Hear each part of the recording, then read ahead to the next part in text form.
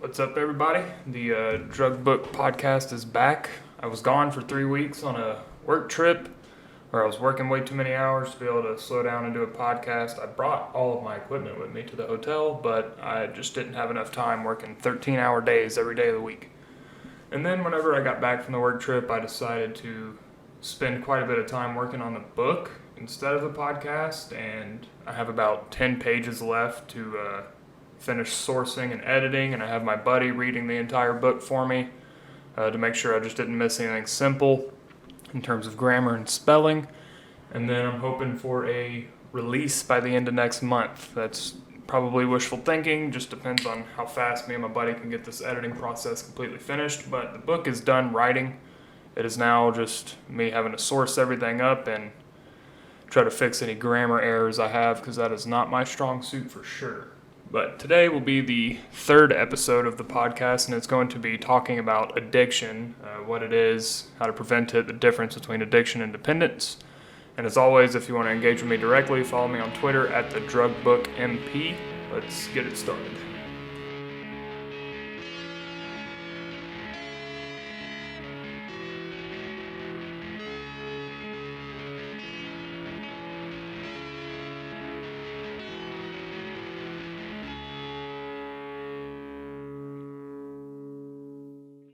So the last two episodes have mainly been focused on kind of making a case to legalize all drugs and the issues that prohibition causes. This episode will not be focused on that. This episode is really just meant to establish what exactly addiction is, how common it is, and to break the sort of myth that I hear, or at least think I hear pretty often, that the majority of drug users are addicts. And what I mean by I think I hear it is that a lot of ways people frame the conversation about drugs is that addiction is sort of unavoidable, it's very common, it's inevitable if you use drugs like heroin or fentanyl or cocaine, and that this episode is really just supposed to kind of break down what addiction is and show why that is not the case. But before we get into addiction, I just want to talk about a quick story showing how ignorance of drug use can literally kill people that aren't even using the drugs. So this woman, her daughter was diagnosed with CRPS, which is a pretty rare condition that basically causes nerves to malfunction, and everything causes pretty excruciating pain. So a drop of water can fall on them and it'll feel like they're being stabbed. This mother took her daughter to a specialist who prescribed ketamine for the treatment, and the low doses of ketamine weren't really working. So the doctor recommended going down to Mexico where they could do large doses of ketamine over like a 5-day period. And the daughter said that the treatment worked very well and that her disorder was kind of muted. But a few months down the road, she had another flare-up and they had to rush her to the hospital, and the mother was saying that ketamine works. And the doctor and the nurses called CPS on her and accused her of having Manchurian by proxy. I don't know how to exactly pronounce that, but it's the disorder the mother of Gypsy Rose had, where it's basically like a mother will make up illnesses for their child just so they can drug them, and it's a weird disorder. And they diagnosed her with that with no evidence, called CPS, had her daughter taken away, and the mother was unable to get her daughter back and later committed suicide. So even doctors in hospitals have a weird issue with giving drugs to people when they need it, if they've never heard of this treatment working. Even though they're not specialized in the disorder, I'd be willing to, it's a very rare disorder, I'd be willing to bet that hospital has never encountered someone with that disorder. It's so rare. Yet they felt comfortable calling CPS, having this child taken away, and that led to the mother killing herself. So that was just wanted to take a quick little detour to that story just to kind of share something stupid that prohibition led to once again. So now we can get back to the addiction thing. I was talking about how most shows and articles from prohibitionists or anti-drug people often frame drug use in a way that addiction is inevitable or unavoidable. And this episode is just going to show that that simply isn't true, and that there are very clear determining factors of who will develop addiction, and it often has absolutely nothing to do with the drug they are using. Now, addiction is a pretty complex issue. There are entire books written on the topic of addiction, and addiction only has one chapter in my book. So this isn't meant to be like a textbook about addiction. It's just supposed to go over what causes people to be diagnosed with addiction, like what parameters they have to meet, and what usually leads to that diagnosis being made. Addiction is a huge aspect to drug use for a lot of people. There's always this looming thought in the back of their minds of, am I using this drug too much? Would someone call me an addict if they saw how much I use this drug? Those are questions that most drug users, including myself, have asked themselves throughout the course of drug use in their life. Most of the time, in my experience, the answer is no to both of those questions. In my opinion, addiction is mostly a misattributed issue that people attribute to drugs when, just like most of the time, drugs ultimately have nothing to do with the chances of forming addiction. And I think the sooner we're able to establish that as a fact, the sooner we're able to make progress with prohibition. Hopefully the people who listen to the last two episodes would accept that we do need to make some changes to how drugs are handled in our society. I pointed out how decriminalization ultimately does really nothing for the main issues that drug prohibition causes. And then there's this whole safe supply thing going around that I'm not a fan of. Like in Canada, they're handing out Dilaudid, which is an opioid that has a similar mechanism to morphine and fentanyl and all those other drugs. But people don't want to use Dilaudid. So you have these people taking their Dilaudid for free because the government's handing it out for free, and then they're just selling it on the street to buy more of the drug they want to use, which is usually fentanyl or heroin. And then you have the prohibitionists being like, see, safe supply doesn't work. And it's like, well, no shit. They don't have access to the drug they want to use in a safe way. So you're still going to see people dying from contamination because people don't want to use Dilaudid. It would be like going up to a meth addict and saying, here's methylphenidate, which is a drug they just don't want to use. They want to use meth. So these safe supply issues are, again, they're missing the point. We need to allow people to use the drugs they want to use, and they need to be sold in a regulated environment. This is particularly true of addicts. Addicts, they enjoy the drug they're addicted to most of the time. So if you give them another drug to try to replace their addiction, unless they're ready to quit the drug they're addicted to, it's likely not going to do anything. Like there's these stories of people quitting Percocet or quitting heroin with Kratom, but those people were usually ready to quit Percocet or heroin. It wasn't like they were offered it and they were just like, oh yeah, I'll do this instead. They were ready to stop using heroin.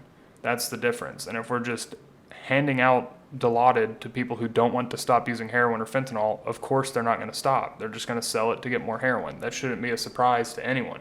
But that doesn't stop prohibitionists from using it as a point to say drug reform doesn't work. The only option is to get the drugs off the street, which is something we've been trying since 1969, and it has failed year after year.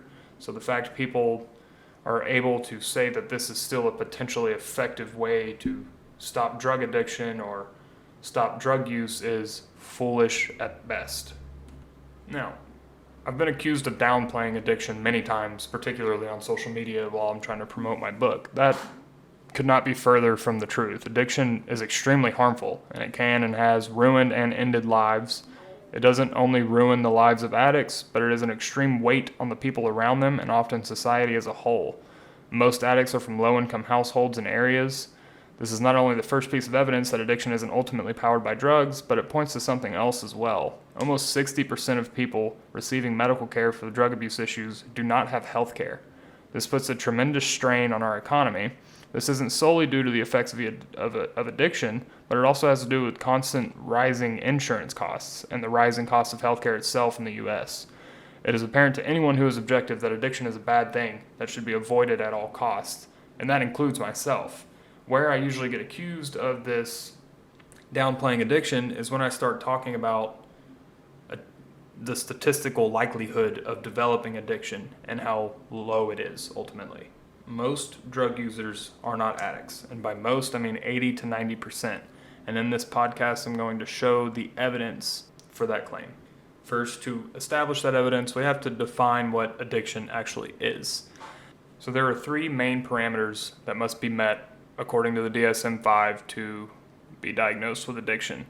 Now, when we look at the actual parameters, there are more than three, but most of them all mean the same thing, essentially. And the first parameter is you have to have tried to quit and can't. The second one is that you face withdrawal when you quit. And the third is that it has to be disrupting your life in some way. And that third one is where you see all of these other things pop up in the DSM-5, like you're spending more money than you have on drugs, you're not going to work, you're abandoning relationships, you're not taking care of yourself, shit like that. That's all life disruption. There's just multiple different ways that your life can be disrupted, and the DSM-5 kind of points out all of them. But if your life is being disrupted, you can't quit the drug even though you've tried, and you face withdrawal when you quit, that is what has to happen for you to be diagnosed with substance use disorder. And it's all three of those things happening in unison. So if someone is taking an antidepressant, they're going to have a hard time quitting, and they're going to face withdrawal when they do. But usually the antidepressant is improving their quality of life, so they would not be called an addict for that. They would be dependent on a drug to get through the day. And that's something I've talked about kind of just in passing in the past episodes, but dependence and addiction are very different things, and I've seen a lot of people mistake dependence for addiction. Like many times on Twitter, people have said you're an addict to antidepressants because you withdraw from them, and that's just not true. That if you start applying that definition to addiction, the word means nothing, because people are going to be dependent on caffeine if they drink it every day. That doesn't mean they're addicted to it because they're using caffeine to get through the day. It is not disrupting their life. And that's really the most important part of this distinction between dependence and addiction. Now, addiction is easily preventable and easily predictable. And the reason this is because we know what variables are usually in play with addiction. These variables are understandable and well reported and very repeatable. Job loss, trauma, mental illness, poverty, growing up around addicts, starting drug use at a young age are all determining factors for addiction. So most of these issues are environmental issues. If you were traumatized as a child, it's likely because you didn't grow up in the best way. If you have severe mental illness that isn't like schizophrenia or something passed down to you genetically, then you're also probably not in a great environment. And then job loss, of course, that will always put you in a bad state of mind, particularly if it's hard to find a job at the time. And you can look at areas where there were a lot of manufacturing jobs, like West Virginia, for example. When all those jobs left, the drug addiction skyrocketed. So again, this is just evidence that drugs ultimately have nothing to do with this. It's an environmental mental state issue. It has nothing to do with the drug in question, which is why we see sex addicts and gambling addicts and things like that. Things that aren't drugs, people still become addicted to them because it is an environmentally induced issue most of the time. Now, there is a common idea that addiction is genetic. The evidence for that is pretty weak. And to be clear, I'm not saying genetics play no role in addiction, but the evidence that it is a major determining factor is very weak. The studies done that show this are rarely done very well. Like I said, they're usually neglecting very important determining factors of addiction that already are certainly established, and they're just applying this they're like, oh, we found this with offspring of addicts are more likely to become addicted, it must be genetic. And it's like, well, that's missing main points that are already established to make that claim. And that's an issue because you have to have all of the data in place, which includes the things I just listed, environmental factors, mental illness factors. Now, you could make an argument there that some mental illnesses are passed down genetically and people with mental illness are more likely to become addicts. That's a valid argument. But in terms of just because your mother was an addict, you're more likely to become an addict, the evidence for that is very weak. And people who don't face the issues that I listed earlier, like they are employed, they have a good state of mind, they're not depressed, they're responsible, they take care of their lives, they're much less likely to develop addiction, which is precisely why we see as quality of life improves, drug use doesn't drop, like rates of drug use doesn't go down, but rates of addiction goes down dramatically. And that's just because drugs have nothing to do with you forming an addiction. It's all an environmental issue. It's all where you're at in life and how well you're able to handle changing your state of consciousness at the time of doing so. So where did this idea of anyone who uses cocaine, meth, heroin, etc. must become addicts at some point in their life originally stem from? It came from very flawed studies done on rats in the 1970s. So these studies would take rats, put them in small cages, and give them two options. The first option is to drink water out of a bowl. The second option is to drink water that was infused with a drug like cocaine or heroin. The rats chose the drug-infused bowl every time. They developed an addiction to the drug-infused water and drank it until they died. Every single one of them in the studies did this, and that is still repeatable today if you do studies like that. However, the flaws of the study are pretty apparent. Human life isn't like that. We don't just have two options. So they tried to make a study more representative of what life is actually like, and they took rats, put them in rooms, like large rooms with many other rats, with toys, with sugary treats, and then they had the water, drug-infused water, and sexually active mates in the room with them as well. In these studies that gave them attractive alternatives, like most humans have, hardly any of the rats became addicted, and none of them killed themselves with the drug-infused water. In fact, throughout the study that's most well known, called Rat Park, they stopped drinking the drug-infused water altogether and was drinking the water more often, the normal water more often. They chose socialization, sugary treats, and sex more often than drugs, which is what most humans will do, even humans who enjoy drugs. Then there were many more studies done after this famous Rat Park study. Some of the studies did not show the same results, but the majority did. They were using different drugs like methamphetamine for some of these studies, and most of them showed that when given attractive alternatives, rats would choose socialization or other attractive alternatives over drug use, and they were much less likely to become addicted to the drugs. And then people started doing similar studies to this, but with humans. Now, there are a few studies in particular done by Dr. Carl Hart, who is I believe I've mentioned him in previous episodes, but he's a chairman on the National Institute of Health, or at least was during the time of these studies, and is a professor of psychology and an expert of drug addiction at the Ivy League School of Cambridge.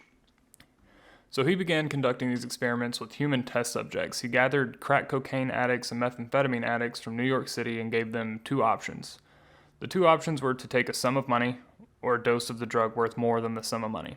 This study showed that as the monetary sum increased, the participants were taking the money more often than cocaine. And this is with only two attractive alternatives, which was an issue in the rat study, but the attractive alternative in question is much more useful to humans than some of the other ones presented in the flawed rat studies. For example, one of the results from one of his studies, I believe it was the crack cocaine one, showed that when they were offered $20 or more, or crack worth more than $20, only one of the participants chose the crack. Now, there were only, I believe, 11 people in the study, but they were all diagnosed with substance use disorder. So this goes to show that even addicts, when they're presented with attractive alternatives, they will choose the attractive alternatives over the drugs. And if we want to start being able to prevent or better treat addiction, rehab may not be the best way. We need to offer people who are in these poverty-ridden areas or these mentally ill people better treatment. They need to have more attractive alternatives in their communities. They need to have more opportunities to get out of those communities and things like that. But there's also other treatments for people who are already addicted. We can look at Switzerland. They have something called heroin-assisted therapy, where people who are diagnosed with heroin addiction, they're able to go into clinics and have pharmaceutical-grade heroin injected to them up to 3 times a day. And they have seen tremendous results with this idea, where here in the U.S., our only form of therapy is really sobriety, and it fails repeatedly, particularly with drugs like alcohol. So preventing addiction, we need to just do better in a lot of ways. We need to have more attractive alternatives for people in poverty-ridden areas. We need to have better mental health care. Those are main things we need to figure out if we want to stop seeing the number of addicts in our country increase. Now, I'll be the first to admit, I don't know how to fix any of those problems. I'm just showing that we know what causes addiction, And if we want to lower addiction rates, we have to figure out how to treat the causes of it better. And it has nothing to do with drugs. Now, to talk about the Dr. Carl Hart study a little more, there's always going to be some level of bias in all sorts of studies. For example, in this study, the bias would be that most addicts don't have a ton of money. So this money was very attractive to them and they know they could buy crack cocaine somewhere else. There's also the idea that people who abuse psychostimulants like crack and like methamphetamine, they are usually marked with an intense level of paranoia. So there could have been some sense of insecurity in taking the drugs from the people in the lab. But I'm not entirely convinced of that one because they were taking the drugs when the monetary sum was lower. So that wouldn't necessarily explain that. But not any study is going to be able to cover all aspects of human behavior. However, that alone is not a reason to discount the findings of these studies. Another way to look at this is pretty simple. We can look at how many people have used drugs in the last year and how many people were diagnosed with substance use disorder that year. Well over 200 million Americans used some sort of drugs in 2019. That accounts for drugs from alcohol to PCP. An estimated 20 million people have substance use disorder, and that also includes alcohol. So right at 10%, which is nothing surprising. These studies and statistics have shown multiple times that 80 to 90% of drug users do not become addicted to the substance they choose to use. One thing I want to talk about before moving on is cannabis. Most people who use cannabis that I've spoken to are under the impression that cannabis is not addictive. That is, of course, not true. Surely people have met people who are disrupting their lives with cannabis use and they've tried to quit and can't. I mean, I don't know how he's doing now, but I know someone who is having seizures due to his cannabis use, which is a rare side effect of prolonged, constant use of cannabis that some people do experience. Like I said, it is rare, but it does happen, and we can make it happen in rats with cannabis and synthetic cannabinoids. So there is some sort of inherent property of activating these receptors too often, too many times, and too powerfully that can lead to people having seizures.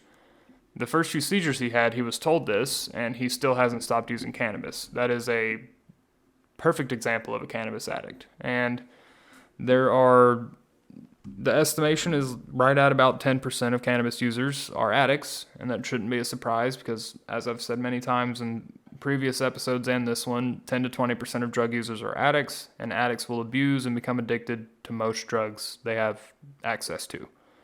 That includes cannabis, and that includes drugs like LSD and psilocybin, which have had studies showing that they may have anti-addictive qualities in certain circumstances. Anything that changes the user's state of mind can lead to the user becoming addicted to that substance and forming an abusive relationship with the substance. And we can talk about the dependence issue a little more now.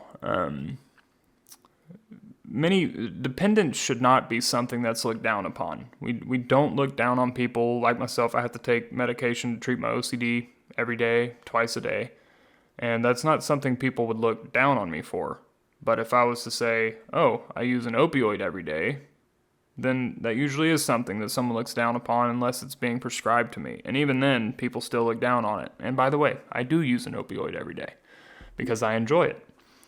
And I am dependent on it. Recently, actually before I did this episode, I take kratom every day, which contains an opioid called mitragynine that has an active metabolite called 7-hydroxymitragynine. Both of them are mu-opioid receptor agonists. Mitragynine's a partial agonist, but most studies show that the active metabolite's a full agonist, so you get a very similar effect to drugs like morphine, heroin, oxycodone. I've read so many reports on social media about how horrible kratom withdrawals are, so I decided to give it a shot. I have taken the drug twice a day, sometimes 3 times a day for months at a time, and I abruptly quit without lowering my dose. And the withdrawal was unpleasant, but it wasn't anything crazy. I felt like I had a very mild case of the flu. My nose was running. I had diarrhea. My stomach hurt in a weird way. But I didn't notice any changes to my mood. I wasn't more cranky or aggravated or anything like that. It was just I felt a little under the weather for 3 days, and then I felt fine. And it was nice to kind of lower my tolerance to the drug a little bit before I started taking it again, because I was having to take more and more because my tolerance was building. Now, What I'm saying is there should be nothing wrong with me doing that. There should be no reason why I can't take kratom twice a day, where people can drink caffeine multiple times a day and no one judges them. People can drink a couple beers at the end of the day, no one cares.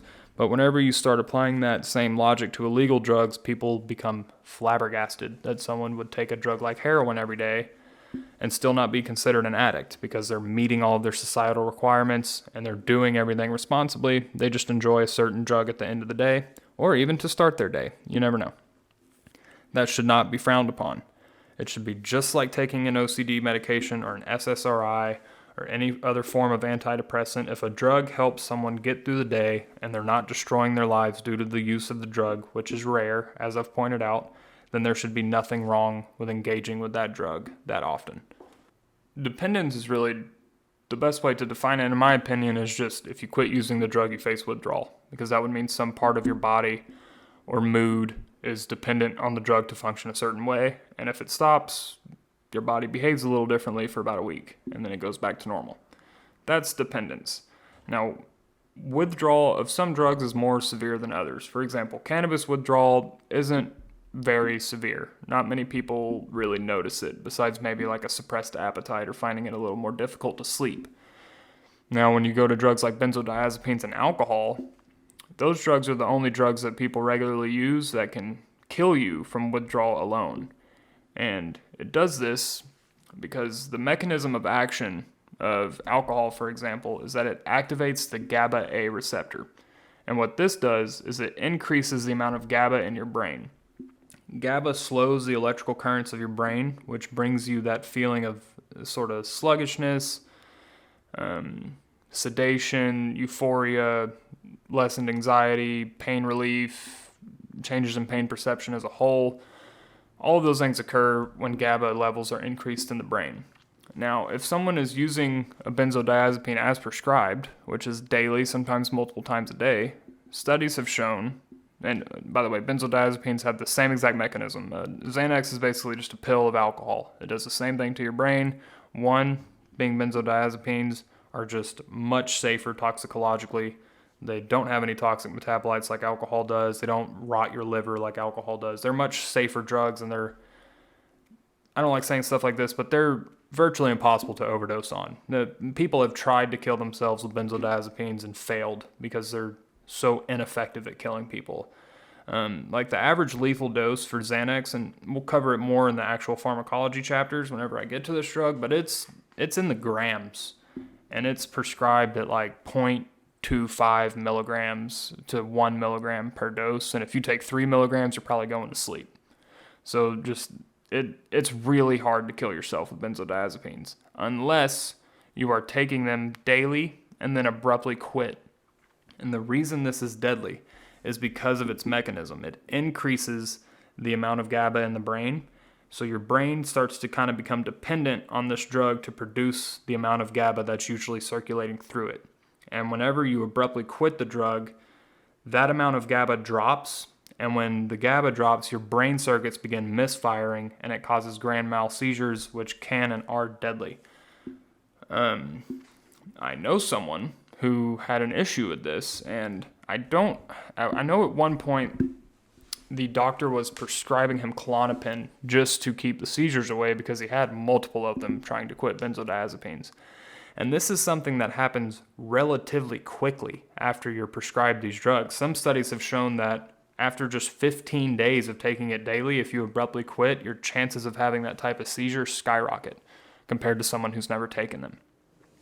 So, withdrawal severity changes with drugs, and it changes with how long you've been taking the drug. Now, just to be clear, for all the alcohol users out there, alcohol is so unpotent that unless you're drinking a lot of it every day for months at a time, you're not going to face this issue. I mean, whenever I go off on my work trips, I'm working 90 to 110 hours a week, and it's every day, no days off. Sometimes I'll go 4 weeks without drinking at all, or just drink a beer a night. But when I'm home, I'll drink 3 or 4 beers a night sometimes, And I've never faced any sort of withdrawal, maybe just not being able to fall asleep as well, or maybe a little bit of heightened anxiety. But unless you're really going crazy with alcohol, you're not going to really face this issue. But with benzodiazepines, it's a little different because they're so potent and because of the way they're prescribed to be taken, which is multiple times a day, daily, most of the time. And since we're comparing severity of sort of addiction side effects, we can talk about the differences in severity of addiction itself. So people who are addicted to drugs like methamphetamine, they're going to face more issues in regards to their general health than people who are addicted to something like cannabis. Now, like I said earlier, you do have the rare case of people having seizures from cannabis abuse, but that is incredibly rare.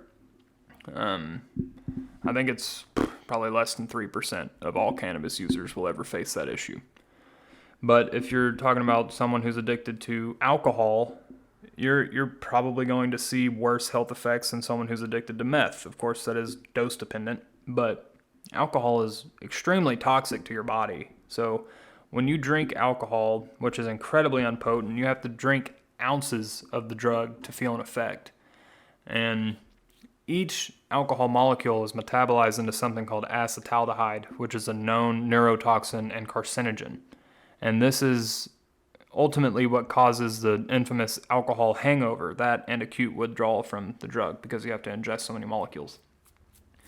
When you have a drug like meth, that in high doses it is pretty toxic to your heart and to your mouth, particularly if you're smoking it. You're still not dealing with a toxic metabolite for each one of those molecules. So a good dose to feel the effects of meth is like 10 to 15 milligrams orally. I know I've talked to addicts who have taken up to half a gram at a time, which is absurd and no one should ever do, but it does happen. But if you're talking about someone who's addicted to reasonable doses of methamphetamine, the effect on their health will likely not be too severe because it's just not a highly toxic substance. Now, this does change when you're smoking an impure product that has precursor agents left in it. Like, things change when drugs are illegal, but if we're talking about pure drug, alcohol is going to be more damaging than most other drugs out there besides tobacco.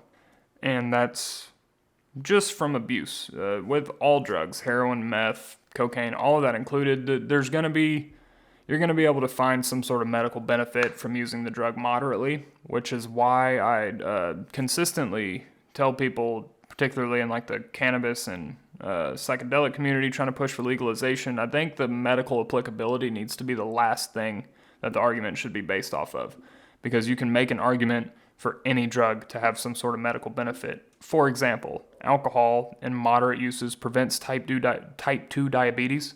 It prevents gallstones, and it is good for your heart. But that doesn't need to be the center of the argument to legalize alcohol. The center of the argument is just, hey, people enjoy using alcohol, let's let them use alcohol in a regulated way. For methamphetamine, it can treat obesity, it can treat eating disorders, it can treat ADHD, heroin can treat cancer pains, it can treat bronchitis. So the potential for medical applicability for a drug ultimately doesn't really mean anything, because most of the time the reason people are taking drugs is because it benefits them in some way to begin with. And if we want to make a strong argument surrounding legalization, we have to really pound home the first two episodes, the content and data brought forth on that, with how prohibition makes drugs more dangerous, it causes all these societal problems. And then we have to make everyone readily aware that addiction is not a statistically likely outcome of engaging in drug use. And we can look at all drugs for this topic. So we can look at prescription opioids, for example. Most studies show that 8 to 12% of people become addicted to them. Now, there is an article written by the American Psychiatry Association, or APA, whatever that stands for, and it says that 3 to 19% of people prescribed opioids become addicted to them. That range is so wide it's meaningless, but the average of that range is 11%. So right at about 10% of people prescribed opioids become addicted to them. That's the same with prescription amphetamines. It's the same with all drugs, including alcohol and benzodiazepines. Now, if you look at specific drugs, you're going to see some have higher addiction rates than others. I can't remember if I covered this in the last two episodes, but I'm going to cover it again just in case I didn't. So, when you look at heroin, you're going to see around 40% of people who use it are addicts. And when you look at meth, you're going to see around 50% of people who use it are addicts. Is that because these drugs are more addictive than other opioids or amphetamines? No, that is not what that shows you at all. What it shows you is how the drug market is set up. Most drug users, particularly illegal drug users, they're looking for drugs that are the easiest and the cheapest to find. So when we look at a drug like heroin or fentanyl, for example, those drugs are readily available, very cheap, and very potent. So no one is going to go out of their way to search for oxycodone, which is less potent than heroin and more expensive than heroin on the street. Particularly if you're an addict, you're just going to go to the cheapest, most available, most bang for your buck drug, and most of the time that's going to be heroin or fentanyl in the world of opioids. That doesn't mean heroin or fentanyl is more addictive than these other drugs. It just means that it is more available and cheaper.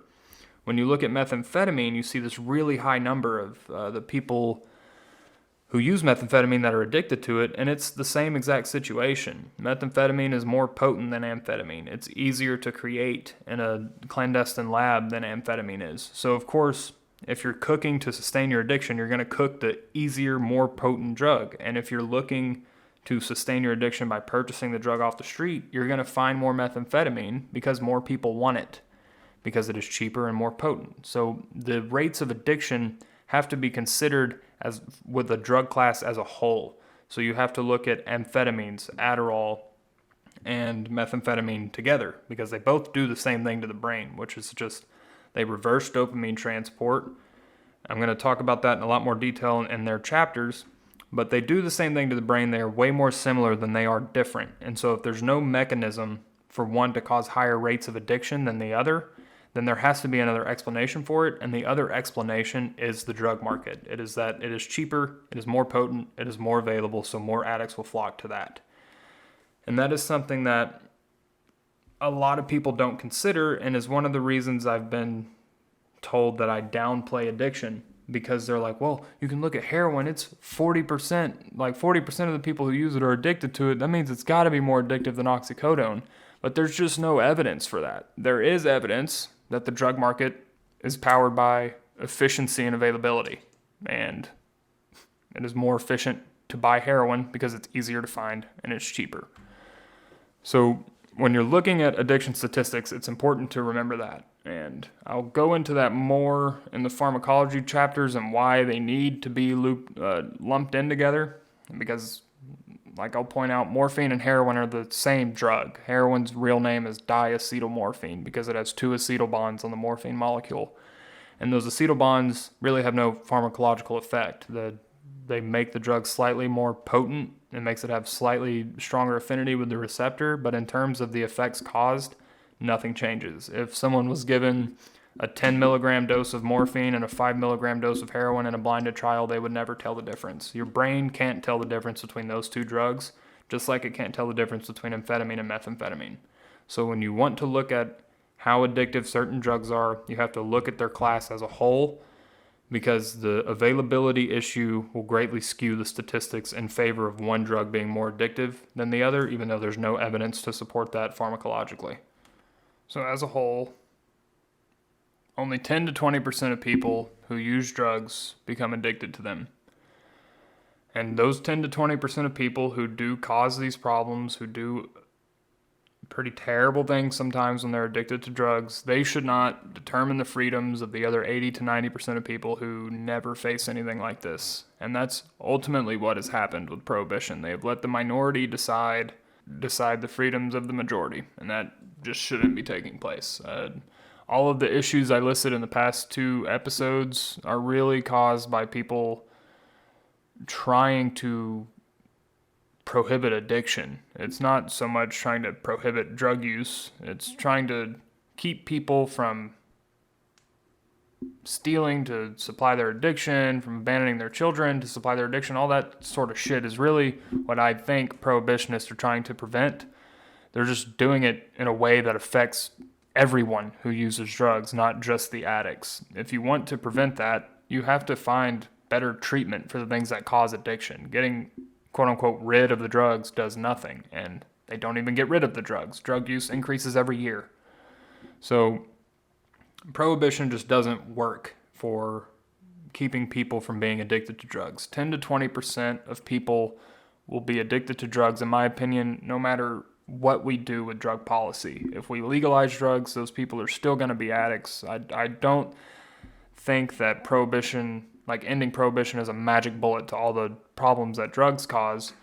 Even though I've seen like a lot of that weird mentality on Twitter from people who are on the side of legalization. They make claims like there will be less problematic use if we legalize drugs. There's no evidence for that, and making claims like that just makes the argument weaker, and I don't like it when people say stuff like that, because you have to provide evidence for your claims if you want to make a change as big as ending prohibition in our country. And providing the only evidence you provide is a graph that looks like you made it on your computer, that's not good enough. You have to do what I've been doing in these past 2 episodes, which is providing concrete reasons as to why prohibition makes drug use more dangerous, like I did in the first episode. Provide evidence of why prohibition has negative impacts on society, like I did in the second episode. And this episode, like I said, was really just dedicated to try to show that the majority of drug users aren't addicts, and we have evidence for that from studies done on mammals. We have evidence for that done with studies done on humans. And then, of course, we have evidence for just looking at the amount of people diagnosed with substance use disorder and looking at how many people admit to using drugs every year. And all of those studies and all the data point to 10 to 20% of drug users becoming addicts. And this is something that's been known for well over 2 decades now. I mean, I was reading a book about addiction written in 1996, and they had in the book, he was using a much looser definition of addiction than what people use today to diagnose substance use disorder with. And even then, he was sharing statistics, and it was 10% of alcohol users are addicts, 15% of opioid users are addicts. So it was all just, it's been a constant for a while now. And prohibition does nothing to change it, and ending prohibition will do nothing to change it either. But what it will do is keep those other 80 to 90% of people who do use the drugs responsibly. It will keep them safer. It will keep them from having their lives ruined by going to prison or things I pointed out in the second episode. And I do think if we ended prohibition, it could lead to better treatment options, like I pointed out in Switzerland with their heroin-assisted therapy treatment. I think if we drop some of the stigmas associated with drug use, we could easily treat it better after people are diagnosed with it. And I think prohibition and a lot of the bullshit spread by prohibitionists are what lead to the stigmatization of drugs in the first place. So this episode was, like I said, not directly related to prohibition. It was mainly just trying to define addiction and see what the data tell us about how many people who use drugs become addicted to it. And I showed it's the vast minority, and that needs to be kept in mind when you're talking to people who enjoy drugs other than alcohol. And that needs to be kept in mind when you're watching stupid shows like the show Painkiller, where they frame opioid use as inevitable addiction and death, even though the data show that is just the furthest thing from the truth.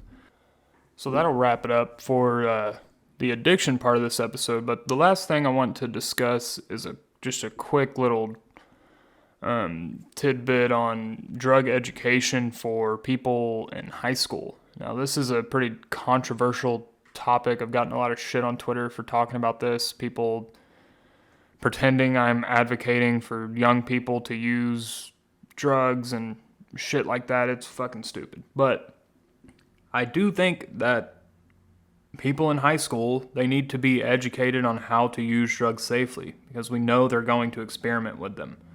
They need to know how to test their substances. They need to know the prevalence of contamination. They need to know what drugs can and can't be mixed with other drugs. They need to know proper dosages. They need to know all of these things.